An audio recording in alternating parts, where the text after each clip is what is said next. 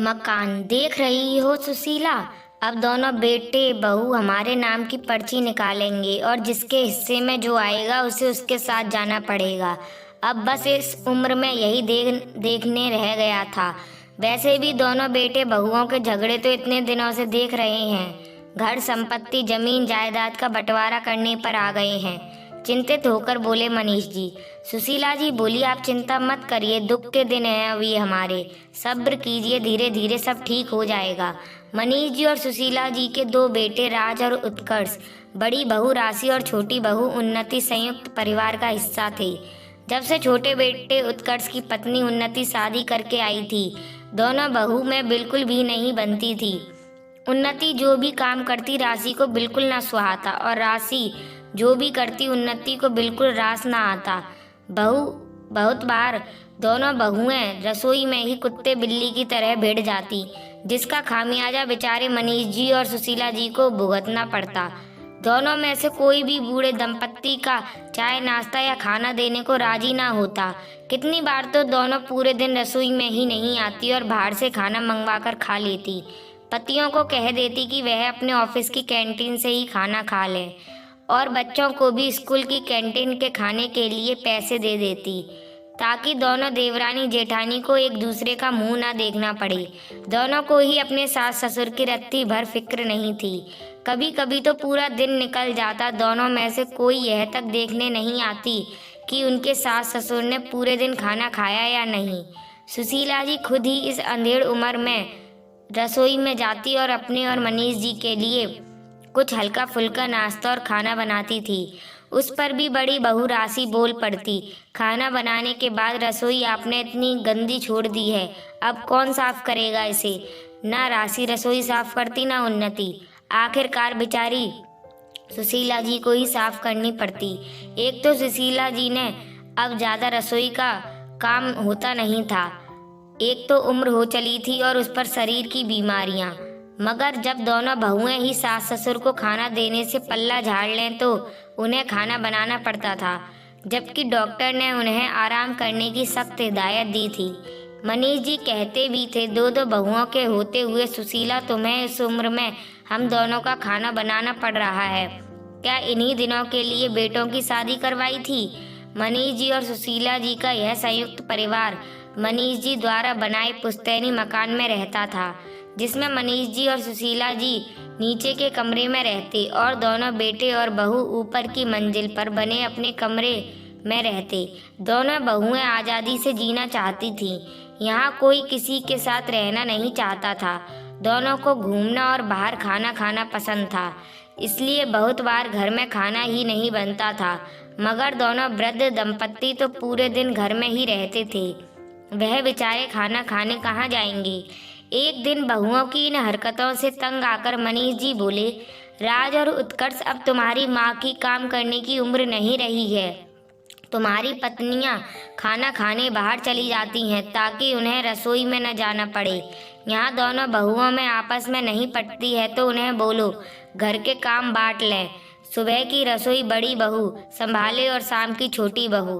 उस दिन से घर के लिए सुबह का सारा काम बड़ी बहू करती तो शाम का सारा काम छोटी बहू, जिस वजह से मनीष जी और सुशीला जी को दो वक्त का खाना मिल जाता, ना मिलता तो प्यार और सम्मान।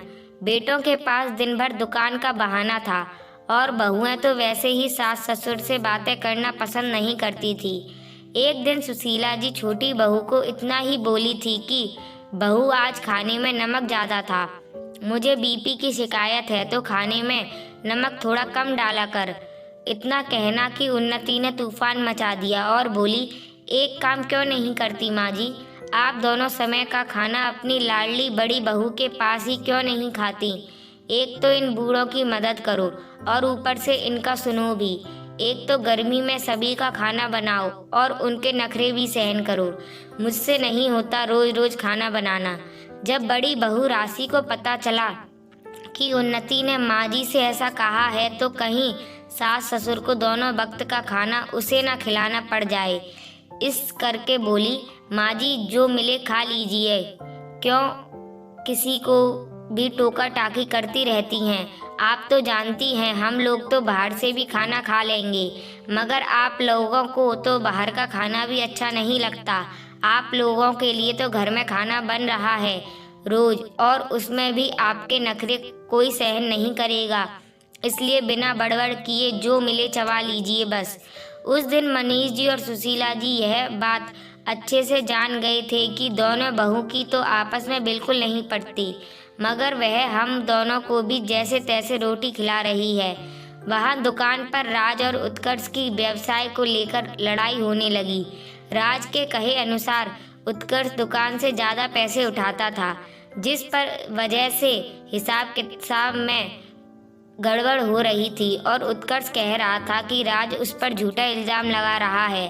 खैर, सारी बातों का तोड़ निकला कि हम दोनों भाई अलग हो जाएं और अब अपना अपना देखें। राज का कहना था कि उसके बच्चे भी अब बड़े हो रहे हैं तो उसका खर्चा ज़्यादा है।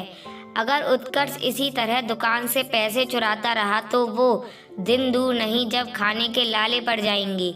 इसलिए अब बंटवारे में ही फ़ायदा रहेगा, ताकि हम लोग अपना अपना पैसा बचा पाएं। और दोनों ने मिलकर फैसला किया कि दुकान से जो भी कमाई होगी उसके आधे आधे 2 हिस्से किए जाएंगे। दोनों भाइयों ने मिलकर पुश्तैनी मकान और गांव से दूर उनका एक मकान था, उसे भी बांट दिया, जिसमें मकान राज के हिस्से आया और गांव से दूर वाला गांव का मकान उत्कर्ष के हिस्से आया। यह सुनकर दोनों बहुएं भी खुश हो गईं। उन्नति अपने पति से बोली, मैं तो कब से अलग होना चाहती थी, मगर आप ही नहीं मान रहे थे। बड़े भैया दुकान से हर महीने ज़्यादा पैसे उठाते थे, मगर आपने तो कभी हिसाब नहीं मांगा, और उन्होंने तो आपसे हिसाब मांगना तो दूर, आप पर ही इल्ज़ाम लगा दिया। वह आज राज की पत्नी राशि भी बहुत खुश थी। अब इस उन्नति का मुंह रोज रोज नहीं देखना पड़ेगा। मैं तो पहले ही कहती थी, एक नंबर के चोर हैं यह दोनों पति पत्नी। अलग होने की खुशी में दोनों अपने माता पिता को तो जैसे भूल ही गए थे। मनीष जी और सुशीला जी बैठे बैठे सब देख रहे थे और सोच रहे थे, जो बेटा बहू हमें साथ रखेगा उसी के साथ खुशी खुशी रह लेंगे। उतने में बड़ी बहू राशि बोली, माँ जी और पापा जी के नाम की पर्ची निकाल लेते हैं, जिस पर जिसका नाम आएगा वह उसके साथ जाएगा। वैसे भी अब इस उम्र में बुढ़ों का साथ में क्या काम। छोटी बहू उन्नति बोली, हाँ भाभी आप फिक्र मत कीजिए, जब सभी चीज़ों का बराबर बंटवारा किया है तो इनका भी बराबर बंटवारा करेंगे, किसी एक के माथे नहीं मर देंगे इनको। दोनों बेटों ने भी अपनी पत्नियों की इस बात में सहमति जताई थी और बाहर पर्ची बनाई जा रही थी। बस बाहर का ही नज़ारा देखकर मनीष जी आज चिंतित हो गए थे। सुशीला जी भी यह सोचकर उदास हो गई थी कि वह मनीष जी के बिना कैसे रह पाएंगी, हम दोनों कैसे रहेंगे एक दूसरे के बिना। दोनों के दिमाग में यही चल रहा था।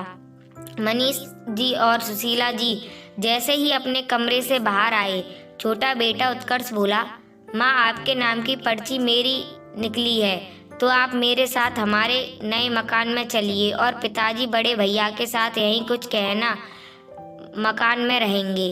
मनीष जी तो अब तक ये सब अन्याय होता हुआ देख रहे थे, मगर अब उनसे रहा नहीं गया और वह बोल पड़े, होते कौन हो तुम हम लोगों का बंटवारा करने वाले। हमने तुम्हें बनाया है, तुमने हमें नहीं।